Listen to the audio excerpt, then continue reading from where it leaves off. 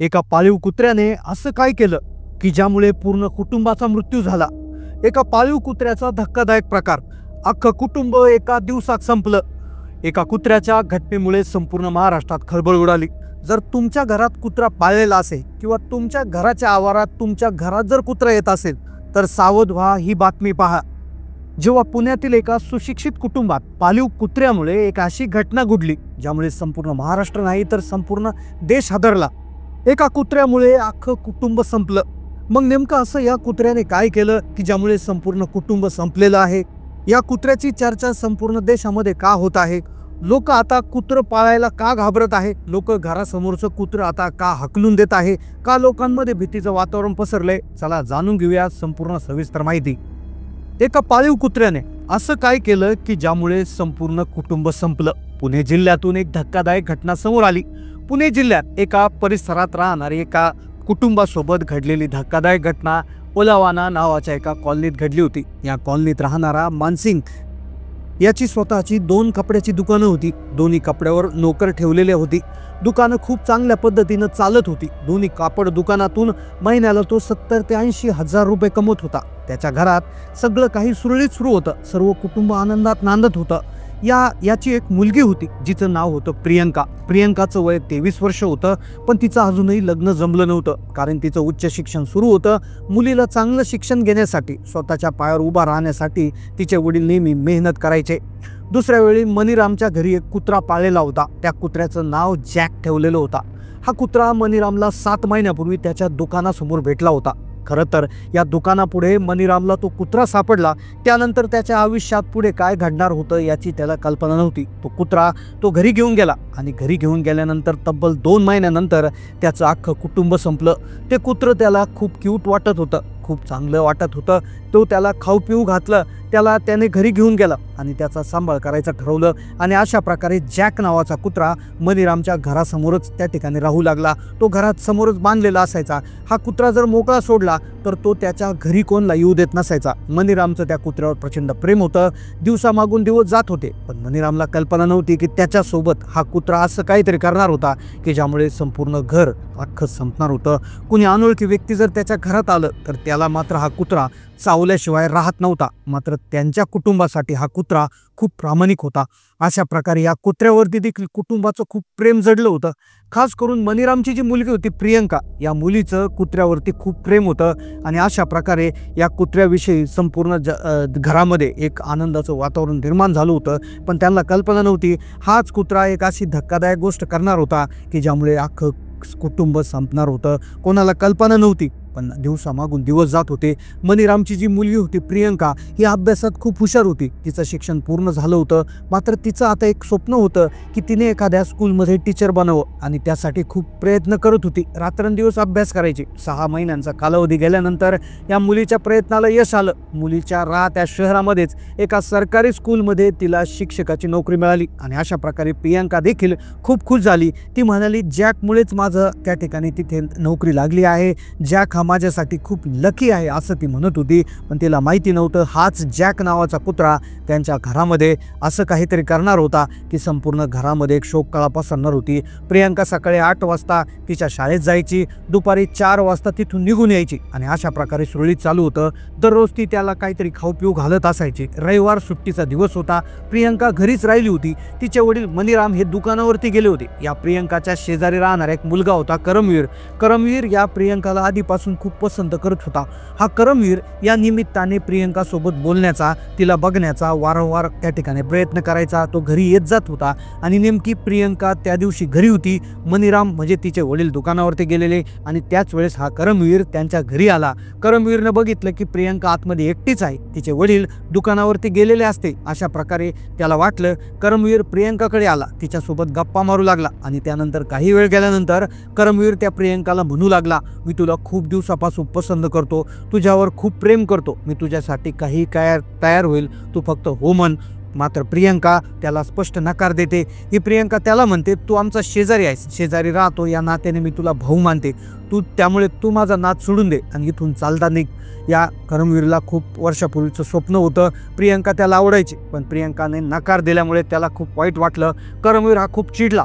त्याचं स्वप्न धुळीला मिळालं असं त्याला वाटलं आणि त्यामुळे करमवीर संधीचा फायदा घेण्याचं ठरवतो. त्या घरामध्ये कुणीच नव्हतं, प्रियंका एकटी होते. त्यामुळे करमवीर प्रियंकासोबत छेडखानी करू लागतो. जसं जसं तो तिच्यासोबत छेडखानी करतो तशी प्रियंका मोठ्या मोठ्याने जोरात ओरडू लागते. तिच्या अशा ओरडण्याने करमवीर घाबरून जातो आणि तिथून पळ काढतो आणि त्याच वेळेस तिथे बांधलेला जॅक कुत्रा देखील जोराजोरात भुंकत असतो. आपल्या मालकिनीवर कटलं तरी संकट आलं अशी त्याला कल्पना येत असते आणि प्रियंकाला देखील त्याचा अभिमान वाटतो, कारण की करमवीर त्या कुत्र्यामुळे पळून जातो. आता कोणालाही वाटेल की कुत्र्यामुळे ती वाचली, पण पुढे जे होणार होतं त्याची कल्पना कोणालाच नव्हती. तसा तो दिवस पूर्ण निघून जातो. संध्याकाळ झाली. संध्याकाळ झाल्यानंतर प्रियंकाचे वडील मनीराम सिंग घरी येतात. ते आपल्या घरी येतात. प्रियंका त्यांना सगळी कहाणी सांगते, तिच्यासोबत काय घडलं, करमवीरने तिच्यासोबत काय केलं ती सगळं वडिलांना सांगते. आता मनीरामला देखील राग येतो. मनीराम विचार करतो, जर मी त्या करमवीरसोबत भांडायला गेलो तर कदाचित संपूर्ण लोकांना ही घटना माहीत होईल आणि सर्व लोकांना कळल्यावरती इज्जत आपलीच जाईल, कारण आपली मुलीची बाजू आहे. त्या मनीरामने विचार केला, आपल्या मुलीचं वय वाढलं, तिचं शिक्षण पूर्ण झालं, नोकरी लागली, तिला एखादा चांगला वर बघून तिचं लग्न लावून देऊ.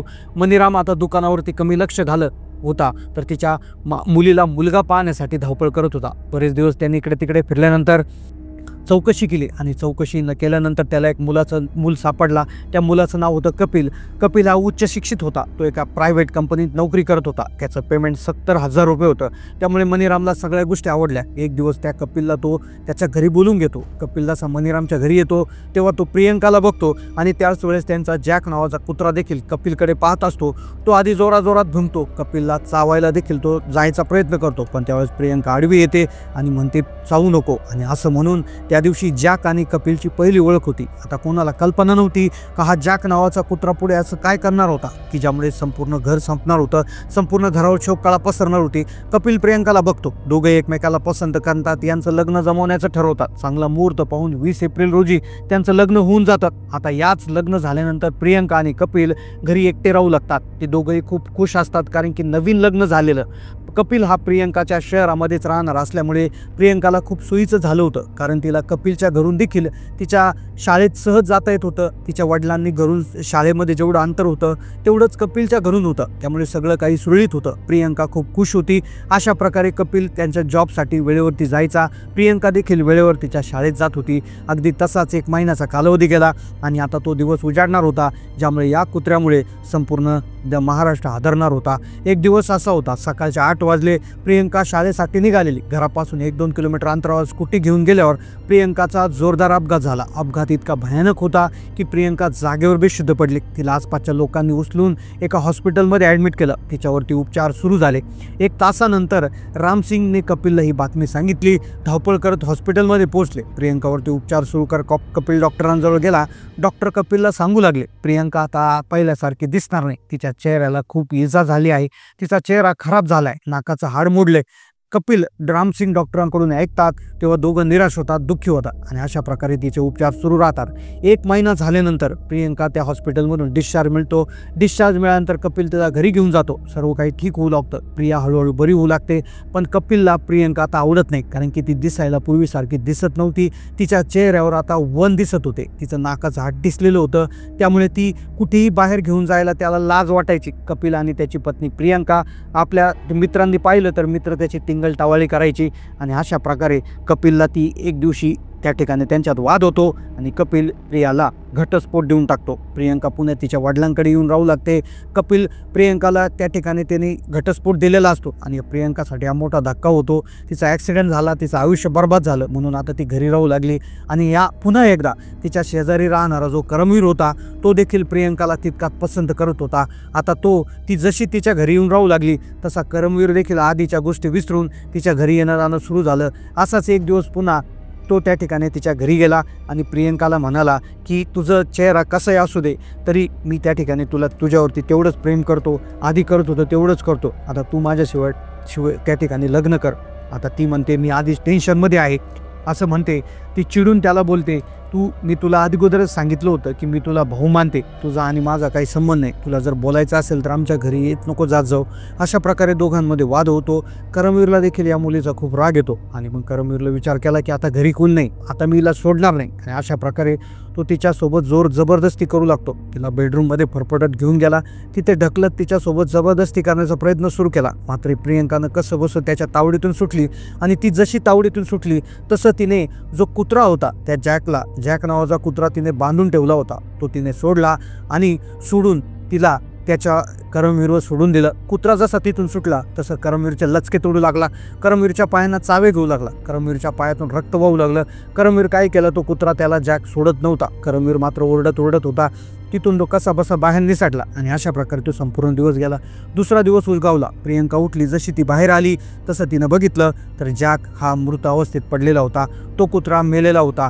कुत्रा का मेला, डॉक्टरांकडे गेल्यावर समजलं की त्याला कोणतरी विष दिलेलं आहे. ती पोलीस स्टेशनमध्ये गेली. तिला माहीत होतं करमवीरनीच त्याला त्या ठिकाणी मारलेलं आहे आणि पोलिसांनी देखील तिची कंप्लेंट घेतली नाही. आणि मग तेव्हा त्या महिलेने जे केलं ते सगळ्यात भयानक होतं. तिने काय केलं, एक खीर बनवली. त्या खीरमध्ये सगळ्यात विषारी विष त्या ठिकाणी टाकलं आणि ती खीर घेऊन ती त्याच्या घरी गेली आणि त्याला म्हणाली, करमवीर तू मला पसंत आहेस, तू ही खीर खाऊन घे, आपण लगेच लग्न करू. आणि असं म्हणाले आणि तेवढ्याच करमवीरही खुश झाला. त्याने ती खीर स्वतःही खाल्ली आणि त्यानंतर त्याच्या घरच्यांना देखील दिली आणि काही तासामध्येच करमवीर आणि त्याच्या सर्व घरच्यांचा मृत्यू त्या ठिकाणी झाला. आता हे प्रकरण जेव्हा पोलिसात पोहोचलं तेव्हा पोलिसांना त्या खिरेचा सुगावा लागला, ज्याच्यात विष टाकलेलं होतं आणि अशा प्रकारे प्रियंकाला देखील अटक झाली. त्यावेळेस प्रियंका म्हणाली की माझ्या कुत्र्याला ज्यावेळेस मारलं होतं त्यावेळेस तुम्ही कुणी कंप्लेंट घेतली नाही, त्यामुळे मलाच न्याय करावा लागला असं त्या ठिकाणी म्हणाली. तर ही घटना महाराष्ट्रामध्ये घडली नसून तर ही उत्तर प्रदेशच्या सहारनपूर जिल्ह्यामध्ये घडलेली आहे. एका कुत्र्याच्या मृत्यूमुळे संपूर्ण घर संपलेलं आहे. आता संपूर्ण घराला अटक त्या ठिकाणी झालेली आहे आणि जे खीर दिलेल्या ज्या घरामध्ये तर त्या ठिकाणी देखील सर्वांचा मृत्यू त्या ठिकाणी झालेला आहे. तर अशा प्रकारे ही घटना संपूर्ण देशामध्ये एक चर्चेचा विषय बनली. एका कुत्र्याच्या मृत्यूमुळे त्या ठिकाणी संपूर्ण घराचा एक त्या ठिकाणी विनाश करण्याचा जो आहे या मुलीने प्रयत्न केलेला आहे आणि त्यामुळे आता तिला शिक्षा देखील झालेली आहे. या घटनेनंतर तुम्हाला नेमकं काय वाटलं नक्की कमेंट करून कळवा. चॅनलला नवीन असेल तर सबस्क्राईब करा. धन्यवाद.